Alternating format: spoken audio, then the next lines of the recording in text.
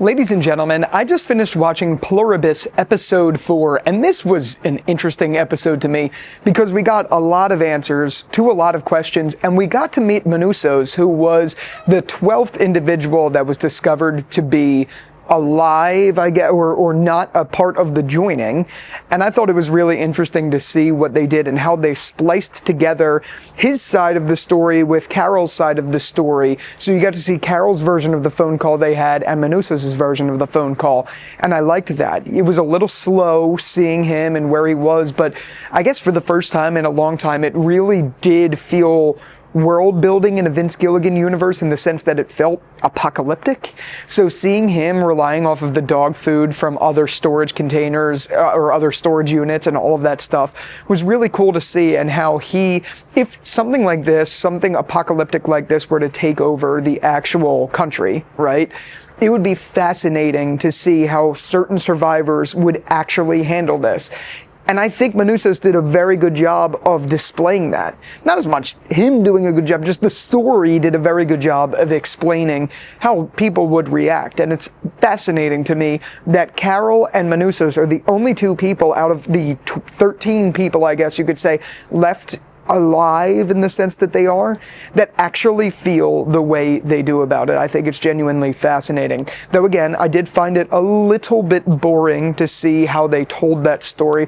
Doesn't really matter. I still thoroughly enjoyed what they did.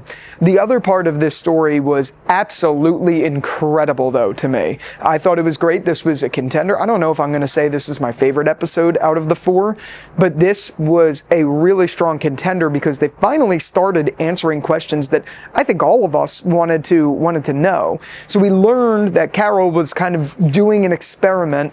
She asked for heroin. She was trying to get heroin just really to make it seem like that's what she was going to do, but in reality she was going to use, I think it was some sodium something, I forget what it was called, to essentially try to drug Zosha and see if that would get her to talk. And as she's doing this, she's starting to learn things about the people who are a part of, like us, the joining. She's learning a lot more about them. She realizes they cannot lie. No matter what, they have to be honest with her. They all have like a good intent and all of that stuff. She writes a list of everything, and I thought it was really cool to see that she had that list. That was really fun, and it made for some really funny moments, like the interaction she had with the guy in the biker, like Lance Armstrong style, like biker outfits. I thought it was really hilarious, their conversation, and just like everything he was saying was just funny to watch. But I really enjoyed how we finally got to see Carol start to want to learn about them and try to see if what she learns can kind of manipulate them into telling her something about how this can be fixed. What I did find interesting is, though they can't lie, they're keeping the truth about the joining from her, like in a way where they're not lying, but they're withholding information, and I don't really quite understand why.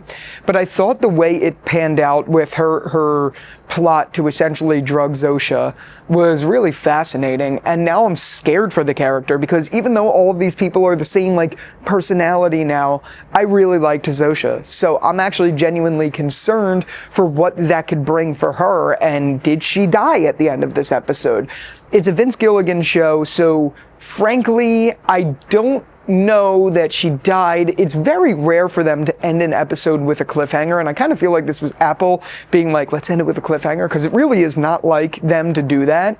But I'm actually on the edge of my seat wondering what happened to Zosha, because I do like her as a character. I think the chemistry that Carol, or Rhea Seehorn, and the actress's name who plays Zosha, whose name is escaping me. I know it, but it's just escaping me right this second. Their chemistry is really good, and I think that is the cosmic glue that holds the show together. That was a really fucking corny joke. But that being said, it was fun. It was entertaining to watch. And I found it really interesting at the end how once Zosha essentially was dying, that they all started to surround Carol and cry. And that just opened another whole can of worms about this. Because for a minute they felt omnipotent. Then for another minute they felt like they really just genuinely cared. It was all over the place, and I thoroughly enjoyed every bit sight of it. So, yeah, I don't know. This is another episode that just keeps you in the lore, keeps you wanting to learn more and see where this story goes. And I'm just thrilled about all of it because I'm really, really enjoying it. It's going to be a quick review because there's not really much, in my opinion, else to talk about other than how much I enjoyed it, how much doors that open, and what this is going to mean is Zosha, even though they're all happy and they just want to please Carol, if Zosha survives, are they still going to share this bond? How are they going to handle what Carol essentially did to basically murder Zosha, even though she didn't intend to do that? Are they going to, they're not going to treat her with hostility, but are they going to like refrain and really step away from Carol? How is this going to go? And I'm very fascinated to see what that means. But again, there's really not much else I could say. That was the episode. I did enjoy it, and I'm glad we have Manus now in the picture to learn a little bit more about his side and how they may come together.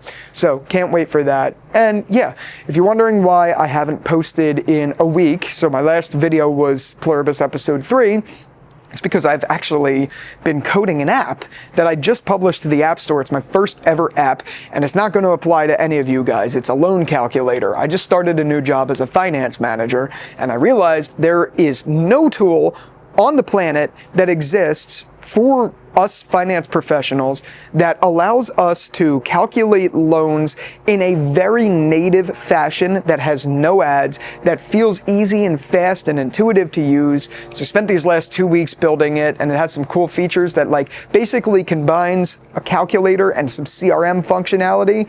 And I had GPT help vibe code it for me because I don't know what the fuck I'm doing when it comes to coding, but I have to tell you, the end product it feels like a native iOS app, and I'm so happy about it. I'm going to put the link to it in the description. I know it's not going to apply to you, but if you know anyone in the finance profession, this is a great free app with no ads that will become a daily tool for those people. So that's where I've been. But now that that's done, I'm back to recording. So yeah, with all that out of the way and the spiel that I know you guys don't care about, thank you again so much for watching this video, and until the next one, I'll talk to you later. Peace out. Special shout out to our brand new members. Seriously, it helps us out a ton, as does just watching these videos. But if you'd like to become a brand new member, the link to do so is right after the subscribe button. It will change to a join button. You could also find it linked in the description right under the like button.